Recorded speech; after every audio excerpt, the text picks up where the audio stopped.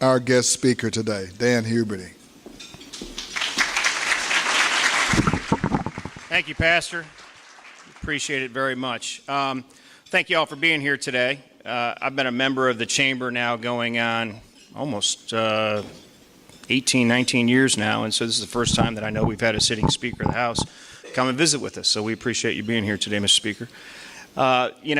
Wonderful opportunity to talk, and the Chamber folks, the one thing we love about the Speaker is that he has a tendency with brevity, and he means what he says, and he says what he means. So you need to listen close when he talks about that. But the Chamber folks asked me just to kind of fill in a blank a little bit on a couple of things. First of all, I'd like to recognize my wife, Janet's here today with me. Thank you for being here, honey. It was very difficult for her to get here. She had to walk across the bridge. We live right over there, so I think my kid drove her on the golf cart or something. I'm not really sure. So, but my Chief of Staff, Casey Chrisman, here for helping to organize this event with the Chamber. And Jenna, thank you very much. Where's Jenna Armstrong, our president? There she is right there, CEO and president of the Chamber. Thank you very much for hosting us, and certainly Walden on Lake Houston. We appreciate everybody being here. One of the things that's always great about being in the legislature is that no matter where you go and what you do and how you do it, people, I say, I know you're busy and I know, but can I ask you a question? And I've learned over the years that you always say yes. And sometimes they like the answer and sometimes they don't like the answer. And one of the things that, several things have happened. Obviously, there was a big announcement from state Supreme Court yesterday, and everybody says, what are you guys going to do? And I said, not sure yet. We'll get back to you.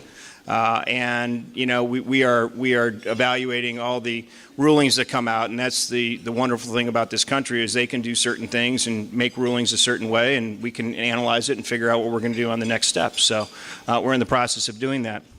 The other big thing that happened this summer, and it was interesting, I saw the Supreme Court justices, a couple of them at the state convention, the Republican state convention. We were talking, and they did the announcement of the school finance ruling. And it was very interesting the way it came out and how it came out and what we're going to do. One of the things that we've decided, though, as a House in last session, Chairman Otto, who, by the way, is retiring after 14 years, John, I believe, 12 years, is the chairman of appropriations. And for those of you who don't know what that means, that's a big deal. That is like a really, really big deal in the House of Representatives. I mean, he's the person that makes the decisions with a large committee of making sure that we have a balanced budget, which we have done every single year that I've been in the House, and I know John has done while he's been in the House as well, and as the Speaker's been in the House. But one of the things that was asked of us is, we get the ruling from the Supreme Court on school finance, and what does that mean to us here in Humble and what we're going to do? While Dr. Sconza was leaving, we have a great school board that I know is going to continue to maintain the course, and we've been fortunate. And by the way, Guy just told me this because I want to recognize him one more time. You've had so much accolades. I mean, it's almost disgusting how much we appreciate you. But you know what? I get to work with the majority of the superintendents in the state of Texas being on public education, and I will tell you, he is a superstar. I don't think he's going to go far. He's going to be around and helping out as he go forward. But tomorrow is his last day as superintendent of our schools, and he's done a wonderful job. So I'd like to give him one more round of applause and thank you for all your service.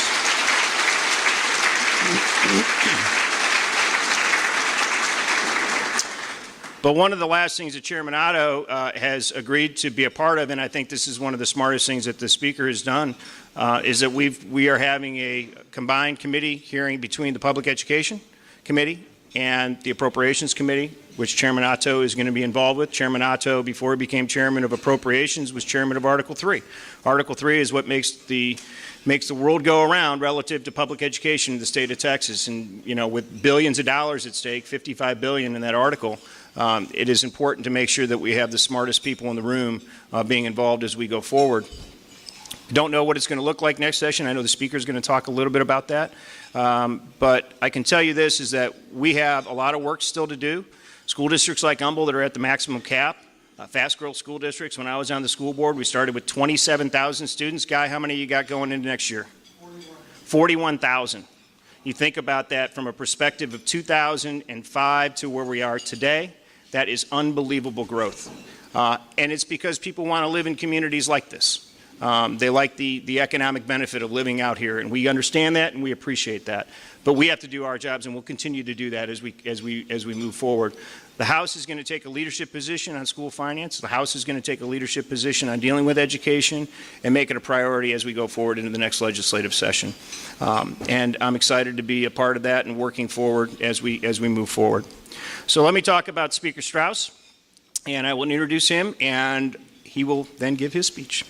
So Speaker Strauss was elected by his colleagues to serve as Speaker of the Texas House in 2009 and since been reelected 3 times by overwhelming margins. Under his leadership, the House has helped the private sector build the strongest economy in the country.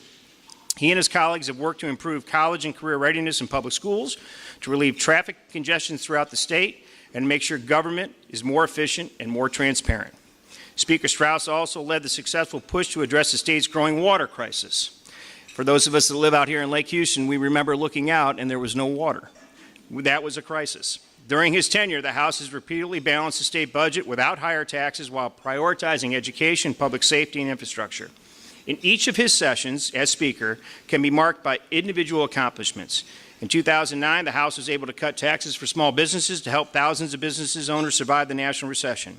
By avoiding use of the rainy day fund, the 81st legislature put the next legislative session in a stronger position to address the inevitable structural deficit that we face without the benefit of another infusion of federal funds.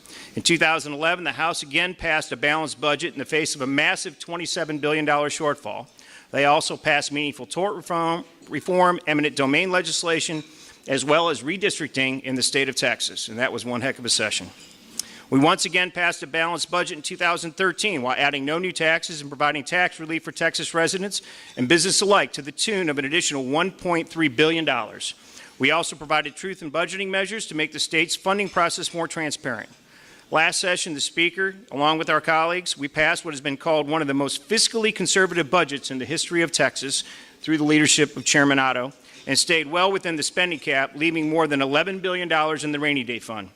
Additionally, we passed meaningful business tax cuts with a 25% reduction to the margins tax, which created a $2.5 billion tax cuts for all of Texas businesses. Speaker Strauss's leadership style encourages colleagues to build consensus around innovative solutions to the state's most serious challenges. He believes Texans want government to be limited, but they also want it to work efficiently and to address the state's challenges in an effective way.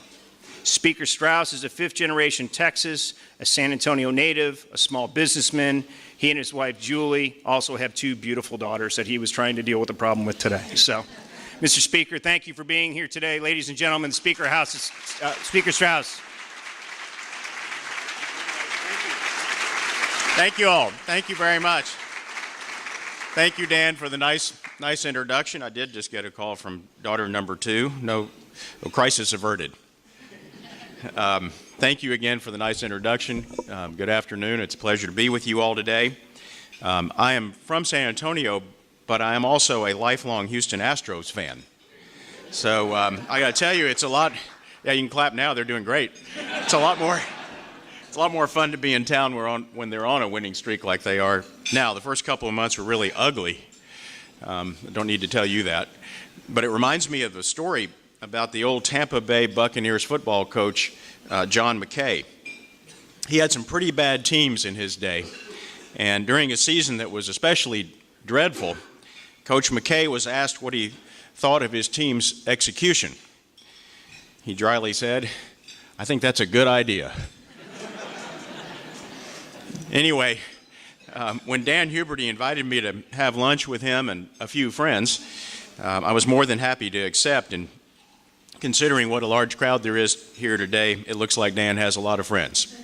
And so I thank you for that. And I really thank you for his best friend, Janet, who's also a great friend of all of us. And after serving now several sessions with Dan, nobody advocates for his community as well as he does. Nobody cares more about education and other important issues than Dan Huberty. And nobody can match a suit with a pair of white dress shoes quite like Dan Huberty either.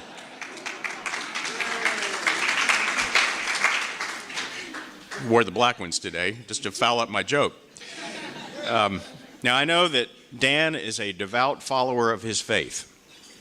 And every spring, between the seersuckers and the pastels, it's like Dan celebrates Easter for 3 months. But the truth is, at the Texas House, Dan will always stand out regardless of what he's wearing. He's smart and he's hardworking, and this community is very fortunate to have him on your side. And I personally think you made a very wise decision by voting for him in this year's Republican primary. I also want to thank the other elected officials who are here today, especially my House colleagues.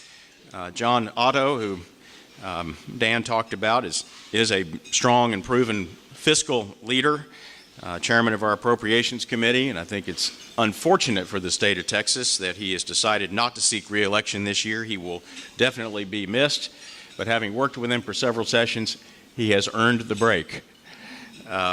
It's also good to see Dennis Paul, who had a good session with us and is coming back, and a former House member, the way we remember him, Brandon Creighton, Senator Creighton, glad to see you too. Now I know that those of us who serve in any elective office these days are hardly to be considered a popular group of people. Telling somebody that you hold elective office these days is sort of like telling them that you're a telemarketer who specializes in dinnertime phone calls. A couple of years ago, some pollsters actually tested to see whether the United States Congress was more popular than root canals and traffic jams, and the Kardashian family. And let's just say that the results, and this is true, let's just say that the results of those polls were not very good for the United States Congress. To be sure, Washington has not given us much reason to feel great about the political process, and I'm not sure that our presidential election is making it a lot better. It says quite a bit when the two people who are going to be the presidential nominees, we think, have historically high negative poll numbers. And as last week's events in the United Kingdom illustrated in very stark terms, there is a growing distrust and a growing unhappiness with public institutions all over the world. So, of course, I'm going to do something that no smart person would ever be advised to do. I'm going to talk glowingly about a bunch of politicians. Now, keep in mind that I don't mean all politicians, and I don't even mean most politicians. Even I know better than that. But I do want to tell you about the very positive work that has been done and is being done by those of us who serve in the Texas House.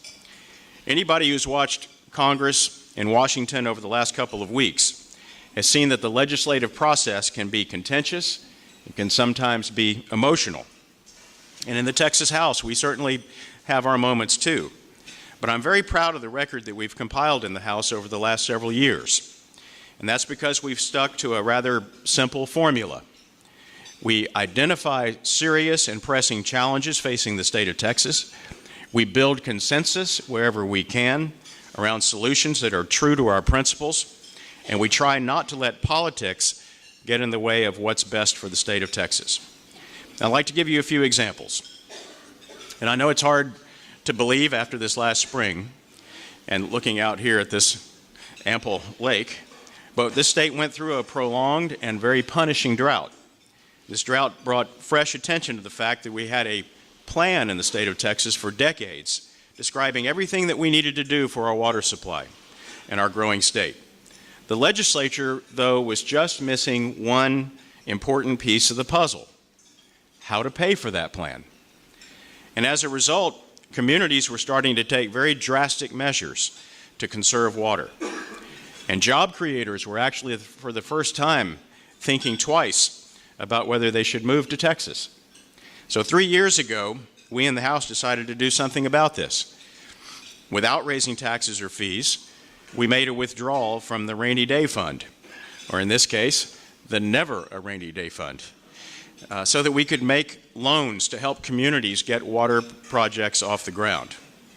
And in a very clear sign, the voters of Texas actually want to see proactive solutions. They supported our work by better than a 3-to-1 vote statewide. And last year, that revolving loan program began, and it actually helped 30 projects around the state get started. Another 24 projects are up for consideration this year. And I'm not going to say that our water shortage has been solved forever or that it's disappeared, but we certainly have made a lot of progress since the state water plan was just a document collecting dust up on a shelf in a state agency. Another hurdle to economic development and to the quality of life that we all want is traffic. And nobody in this room needs to hear a guy from San Antonio talk about traffic. But the fact is that transportation is a very difficult issue to solve. Our legislature is committed to living within our means and not raising taxes, yet a single overpass in this state can cost several $100 million. About a decade and a half ago, before Dan and I were in the legislature, by the way, the state's approach was to solve this problem with debt and with toll roads. And some roads got built, but not enough. And the state was starting to max out its credit card. So over the last several years, with the help of what were then high oil prices, we've moved away from transportation debt and we've committed billions of dollars to building roads. And again, we've done so without raising taxes.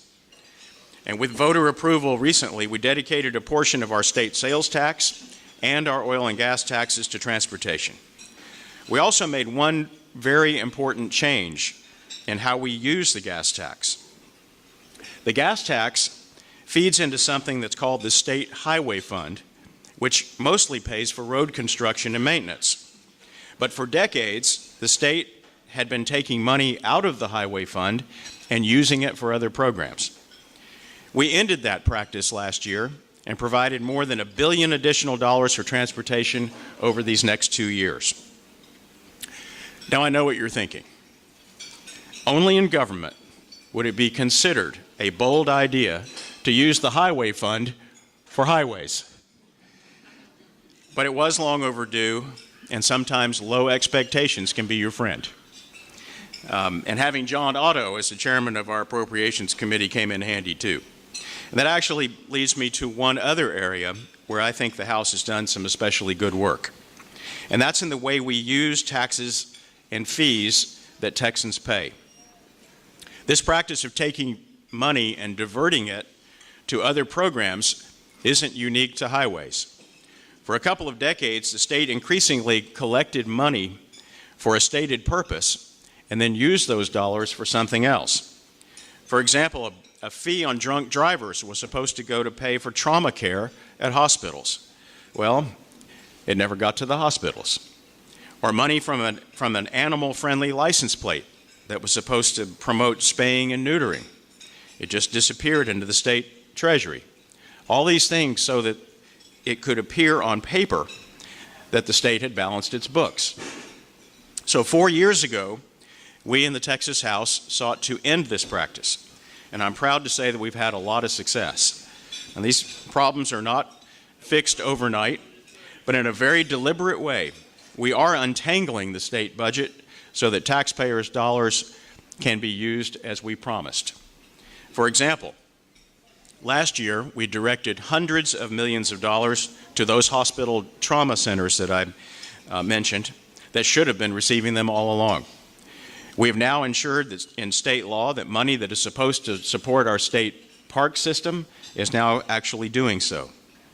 And in many instances, because fees were not being used for their intended purposes, we just stopped collecting those fees altogether. Last year, for example, we abolished a fee, it was a couple $100s a year, that hundreds of thousands of Texas professionals, and I'm sure many of you in this room, were paying just for the privilege of doing business in the state of Texas. That fee was supposed to have gone away a long time ago, and because of our work in the last session, it now has.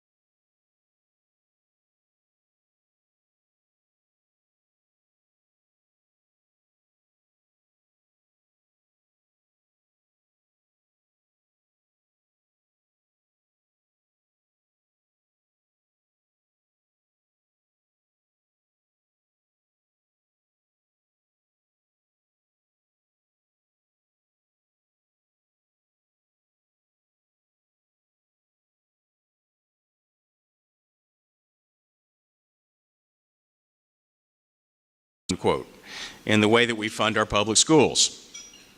Now, if we told the school children of Texas that they had immense room for improvement, we would expect them to improve. And I think legislators ought to face the same expectation. And that's why I've asked these two committees to review our school finance system and to suggest ways that we can provide a better education for our children and a better value for taxpayers. For example, our system increasingly relies on property taxes, and more taxpayers are sending their money to schools in other parts of the state. I believe we ought to look at ways to remedy both of these issues. I've also created a special committee to address an issue that affects every community and just about every family in the state of Texas and doesn't get the attention that it deserves, and that's mental illness. Too often, we've addressed mental illness in silos, with education policy over here and criminal justice policy over there and healthcare policy over here. But what we're doing now in the Texas House is looking at all of these issues in a much more holistic way. The experts in the field tell us that that's the way to arrive at the most effective reforms. And I intend to make mental health a very high priority when we're back in session in January of 2017. And these are just a few of the issues that are awaiting us when we come back, and there are many others. As proud as I am of our work on transportation, or, for example, I'm not sure that anyone is satisfied. And I can tell you we've run out of the easy solutions. But I'm confident that we can meet these challenges, even the most difficult ones, because I believe in our approach and I believe in our principles. In the Texas House, we believe that government should be limited and it should not get in the way of anyone's success.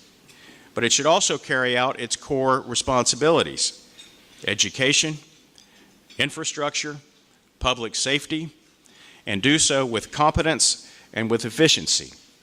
And those of us entrusted with leadership of this state have an obligation to always put our constituents and this state's future first and ahead of politics.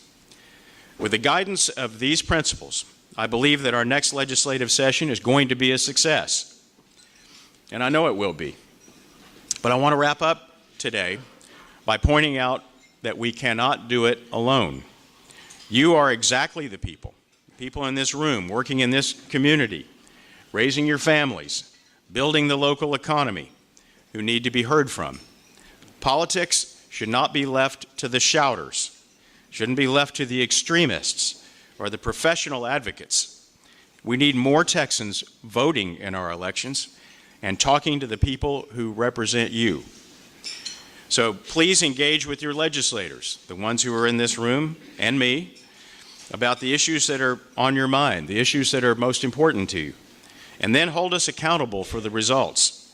Because if we work together, we can begin to restore trust between elected officials and the people we represent. And more importantly, we can lead this state to an even better and much more bright future. So I want to thank you very much for inviting me to be here today. I've never been here before, and I look forward to visiting with you all in the months ahead. Thank you again for sending Dan Huberty to us. But most of all, thank you for the many contributions that you make to this community, that you make to the entire state of Texas. Thank you all very much for having me.